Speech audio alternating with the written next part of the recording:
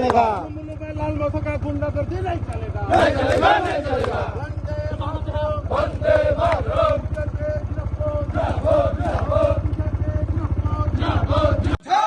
भारत माता की भारत माता की BJP BJP BJP BJP BJP তীব্রমতা হুঁশিয়ার তীব্রমতা হুঁশিয়ার। আজকে আপনারা কেন বিক্ষোভ মিছিল করেছেন? নমস্কার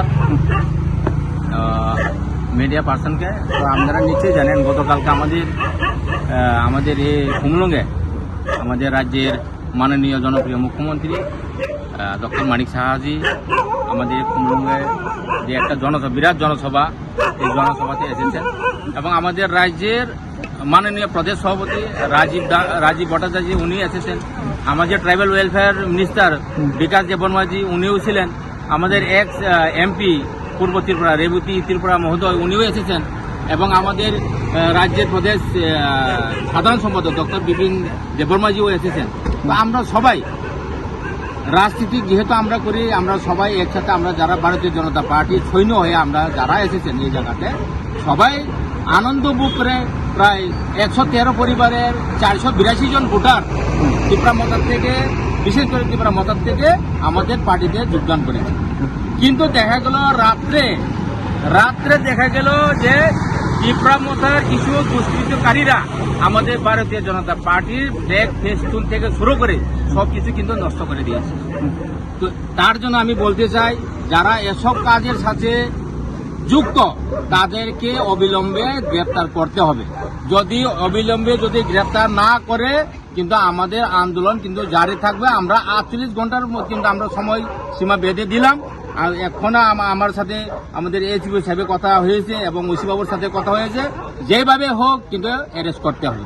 কারণ গণতন্ত্র দেশে আপনার যারে পছন্দ করবেন আপনি করেন, আমার পছন্দ মতো আমি করুন, কিন্তু আপনি যে এভাবে যে ভারতীয় জনতা পার্টি যে নষ্ট করছে আপনারা জানেন? হ্যাঁ, কোন দলের নষ্ট করছে? আমাদের ভারতীয় জনতা পার্টি দলে বিজেপির যে পদ্মমার্কা ওই ফ্ল্যাগটাকে নষ্ট করেছে। কে করেছে জানেন? ত্রিপুরামতার থেকে লোক করেছে নিশ্চয়ই। তো উদাহরণ দেওয়ার কোনো মানেই নাই। ত্রিপুরামতার থেকে কিছু দুষ্কৃতিকারীরা রাত্রেবেলা এই জায়গাতে এসেছেন। থানাতে কোনো মামলা করা হয়েছে? থানাতে মামলা করা হবে, এখন করুন। এই ফ্ল্যাগ যেহেতু তারা নষ্ট করেছে, আমরা আবার আজকে সবাই একসাথে আমরা এসে লাগাইতেছি ফ্ল্যাগটা। আমরা এই ফ্ল্যাগ ফেস্টুন লাগানোর পরে আমরা কিন্তু আবার রাতাপুর পিএসসি গিয়ে আমরা তাদের যারা এই কাজের সাথে যুক্ত তাদের নামে আমরা এফআইআর করব। যে কিছুদিন আগে এখানে রিপোর্টার একজন রাতের বেলায় মারপিট করেছে ওনাকে, এই বিষয়টা নিয়ে কি বলবে? অ্যাকচুয়ালি এই বিষয়টি নিয়ে তো গতকালকে এফআইআর হয়েছে। নিশ্চয়ই যেভাবে আইনের প্রসেস আছে ওই প্রসেসের মাধ্যমে হবে, কিন্তু যারা এই কাজের সাথে যুক্ত আমার মনে হয় এটা ঠিক ভালো হয়নি। আর খুব সম্ভাবনা আমি শুনেছি 11টা থেকে 11:30টার দিকে ওই লোকটা এসেছে। ওই লোকটা কে ছিল এটা আমাদের কাছে পরিচয় নাই।